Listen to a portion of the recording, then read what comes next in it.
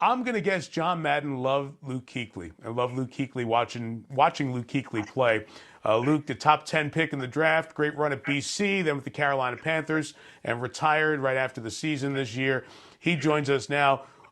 Luke, just out of curiosity, were you a Madden video game player during your time A- as you were going through Absolutely. That BC was and the with the game that Panthers? was the game that everybody played growing up, and we had a lot of Madden tournaments. We played the first half, so whoever won the kick or whoever won the coin flip was at a huge advantage because you'd play 2 minute quarters just through the first half. So it was a fun game, and I'm sure a lot of kids growing up had the same experience. And Coach Madden was somebody who made such an impact on so many of us in the football industry, as well. I want to start with the retirement deal, and then I'm going to get to some other things here.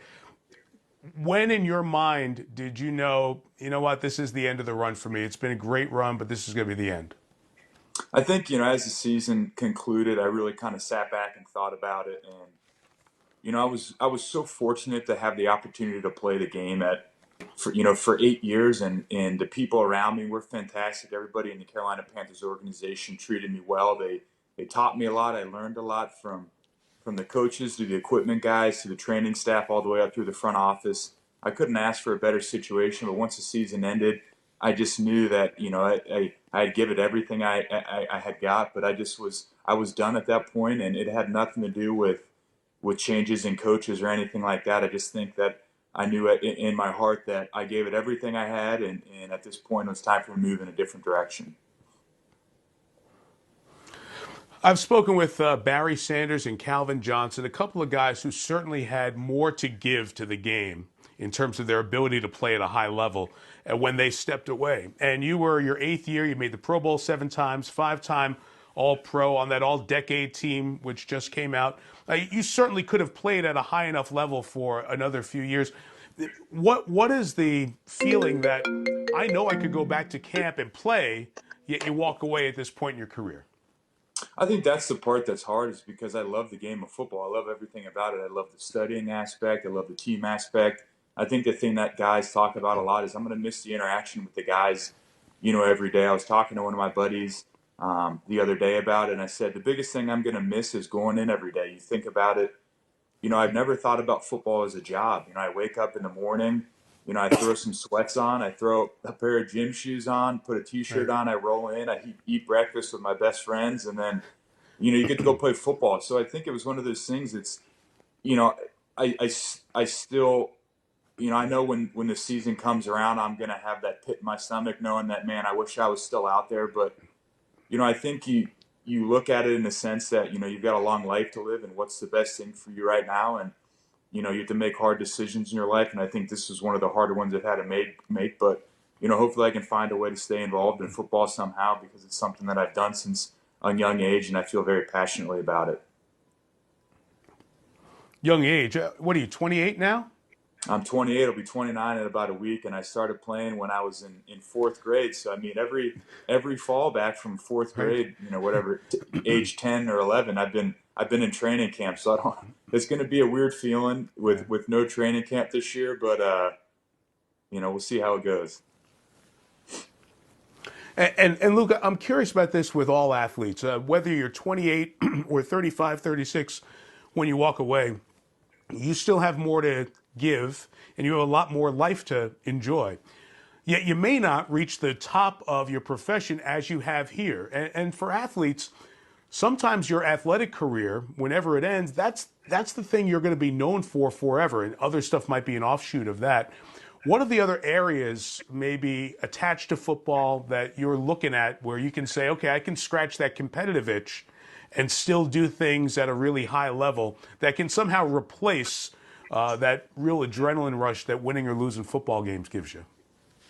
I think if you can find a way to stay involved and be in the conversation with football, whether that's with your team, whether it's coaching, whether it's some sort of front office role, whether it's a network role, I think it's one of those things where I'm trying to explore all my options at this point. I think, when guys come in, on Friday or Saturdays, and you talk to the production crew, and you talk to guys like, Witten, and guys that have played Romo and Tiki, I'm sorry, and Rondé, he talks to us a lot.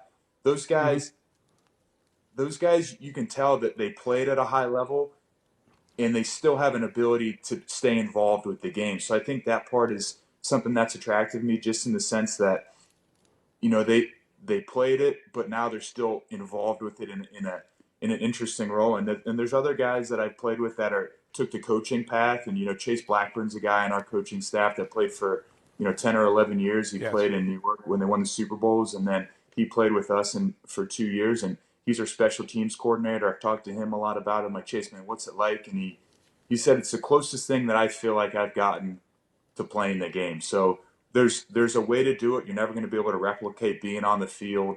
But I think there's plenty of avenues where you can not only get in, but there's an opportunity to work your way up once you do get in. Well, let me test some of that broadcasting itch if you've got that. Cam Newton, Cam Newton, your teammate all the time there in Carolina. Where do you see his skill set right now and his desire right now to find a chapter 2 for him in the NFL? Well, if I know Cam pretty well, and I feel like the biggest thing that I always think about with Cam is how competitive he is.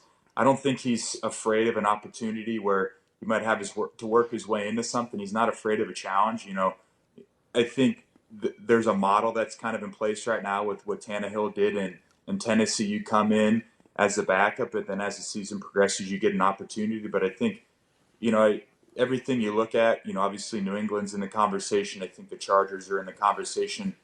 I think Cam, you know, he gets back to being healthy. He's still a dangerous threat. You look at what he's done the past couple of years, minus his injuries, has been fantastic for us. And I think the thing that makes Cam special is what he can do inside the pocket, but also what he can do with his legs. And to me, you know, once he gets everything back healthy, he's going to be back to where he was before. And I think the competitive edge in him isn't going to allow him to dip below that.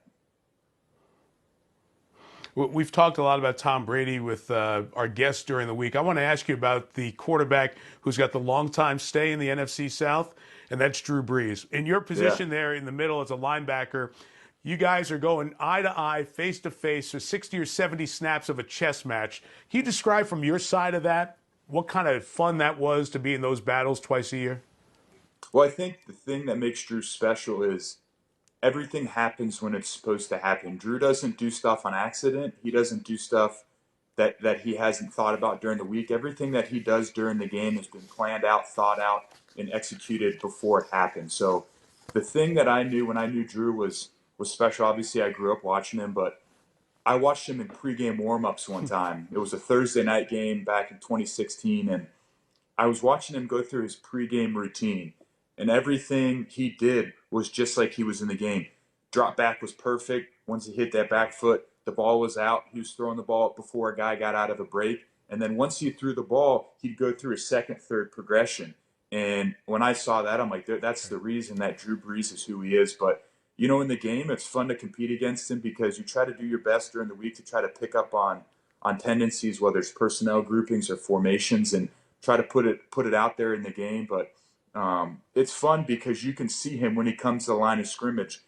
He's got certain things he looks at every play, whether it's a rotation, whether it's the front. What am I looking at in the front? Where are the linebackers shifted over to? He's got a couple different cues that I think he has that he picks up on pre-snap that allows him to either make a check or understand where he's going with the ball before the ball is snapped. So it was a chess match because you can't show him what you're doing before the snap, because if he knows what's going on pre-snap, you're in tough shape. Well, I love talking ball with you, and more importantly, on behalf of a lot of football fans, we loved watching you play at BC and with the Panthers. We wish you all the best. Please stay in touch, and I hope you and your family all stay safe. Luke, thank you for your time.